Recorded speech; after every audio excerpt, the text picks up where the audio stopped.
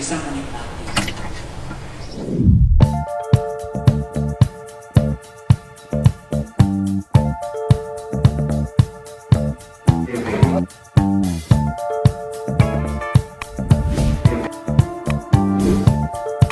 Assalamualaikum warahmatullahi wabarakatuh, teman-teman wartawan. Terima kasih kehadirannya. Terima kasih buat Pak Arley juga yang sudah mensupport acara. Terus partner kita ada tiket.com, terus ada Wonder BNI juga.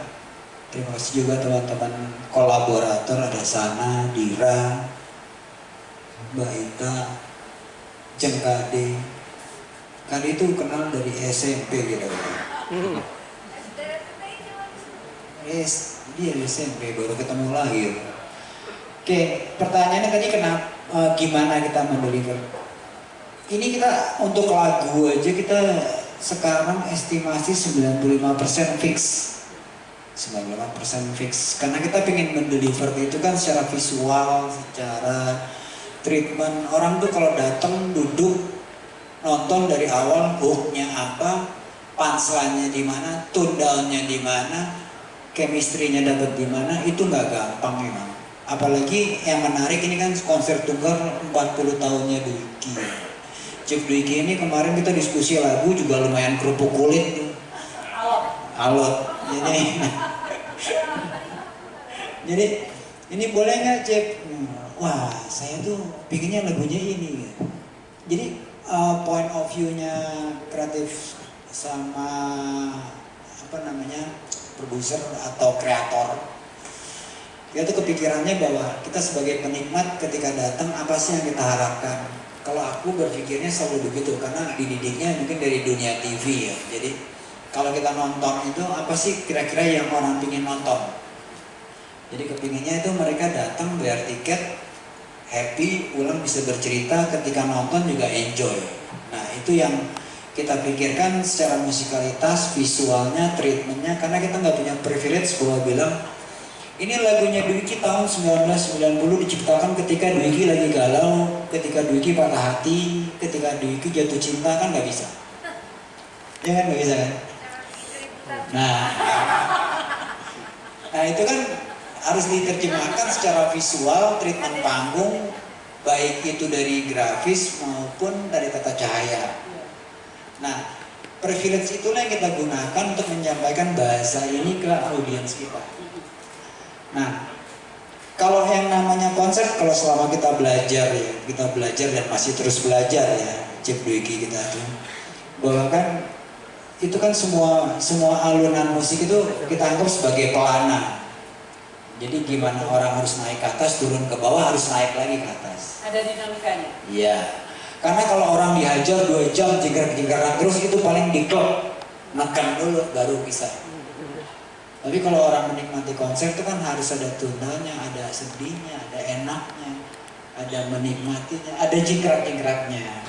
Jadi itulah insya Allah yang kita bisa deliver. Jadi mudah-mudahan ya dengan 90% fix song list atau repertoire lagu ini kita pede banget. Kalau orang datang ke konser ini bisa menikmati konser ini dan bisa bercerita bahwa 40 tahun perjalanan karirnya Om Dwiki, sajiannya itu beda dan memorable. Gitu. Asik. Mas Kristo tahu apa? Mas Tris, kalau kita bicara sebuah show itu endingnya kan sebenarnya para pelaku yang melaksanakan. Kalau kita atau saya pribadi itu cuma melihatnya dari sisi penikmat. Makanya dibilang kalau takutnya Om Dwiki, Cip Dwiki atau Dwiki ini terlalu subjektif. Jadi saya sebagai balance-nya aja. Sambil kita tahu bagaimana Cip kalau lagu itu kita bisa create begini loh. Tadi yang gue bilang kita nggak punya privilege menyampaikan itu dengan bahasa verbal, tapi secara bahasa visual dan telinga. Jadi saya hanya mengimbangi aja, karena kan kalau misalnya saya juga kaku kayak kanebo kering kan kesian juga musisinya kan. Belum penyanyinya, nah kalau KD dipaksa, KD kuncinya A, enggak, gue nggak mau, gue maunya pakai C gitu kan repot. Jadi saya Kalau itu juga sama sama JBG, saya lepasin, tapi saya kasih pandangannya, visualnya akan saya bisa bikin begini. Kalau lagunya ini, tapi kalau lagunya ini nggak relate dengan lagu sebelum atau lagu sesudahnya. Jadi ngebuat ritme benang merah dari awal sampai habis itu kan gampang dikatakan tapi tidak mudah untuk dilakukan. Itu yang PR banget ketika kita jadi sebagai creative director merangkum sebuah konser itu menjadi sebuah pertunjukan yang dari punch awal sampai happy ending itu orang harus bisa menikmati. Nah tadi kalau aku sih nggak bisa bermusik, saya bisanya main kecimpring doang sih mas. Tapi karena ngelihat para musisi-musisi yang hebat ini, jadi saya cuma bisa kasih masukan. Oh visualnya, lightingnya, ininya bisa di-create seperti ini. Mudah-mudahan pendengarnya atau penikmatnya atau audiens yang datang tuh bisa menikmati. Nah balik lagi ketika nanti para kolaborator dengan JBT-nya bisa bilang, oh yang ini bisa, wah kita juga happy.